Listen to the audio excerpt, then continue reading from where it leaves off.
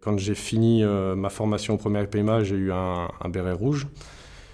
Aujourd'hui, on a les bérets des SAS, c'est encore plus marquant. Mais quand on termine cette formation, on sait que c'est que le début en fait. C'est que le début d'une très longue histoire.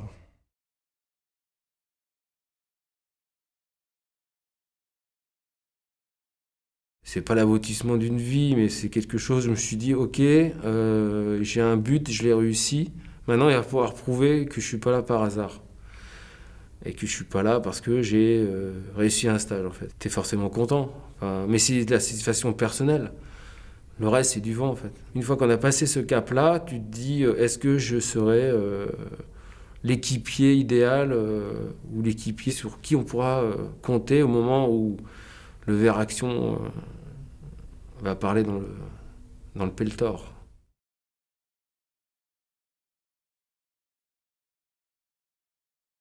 C'était une immense fierté. On était 7 pilotes d'hélicoptères à être en formation à l'origine. La plupart d'entre nous voulions aller à l'escadron Pyrénées, presque tout le monde.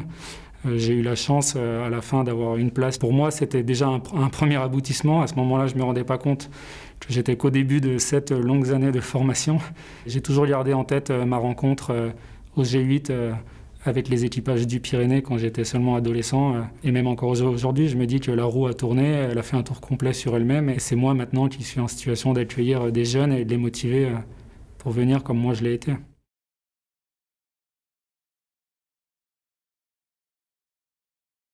C'est ce que je cherchais, c'est ce que je voulais. Mais en même temps, ce n'était que le début. Et de l'autre côté, une vraie pression, et plutôt une saine pression. Parce qu'en arrivant en tant que jeune lieutenant, ce que les hommes attendent de vous, c'est essentiellement être un chef, être un bon chef. Donc un bon chef, c'est pas un copain. C'est pas non plus un tyran.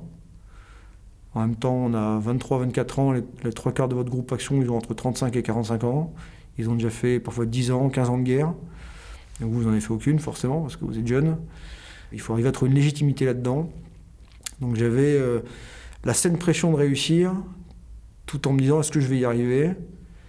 Et puis, depuis tout petit, c'était tellement dans les tripes que je savais que j'allais y arriver. Donc c'était un peu particulier.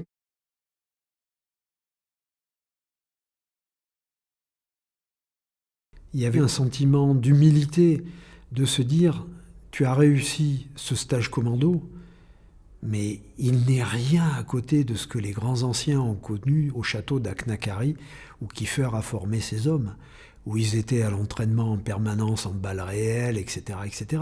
Nous aussi, les instructeurs nous balançaient des grenades offensives, pas défensives, parce qu'il y a des éclats, mais offensives, c'est un bruit, une explosion.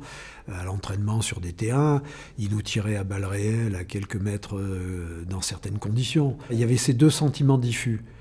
La fierté de l'avoir et l'humilité de se dire, mais est-ce que tu le mérites vraiment, quoi ? Pas par rapport à moi, mais par rapport aux anciens.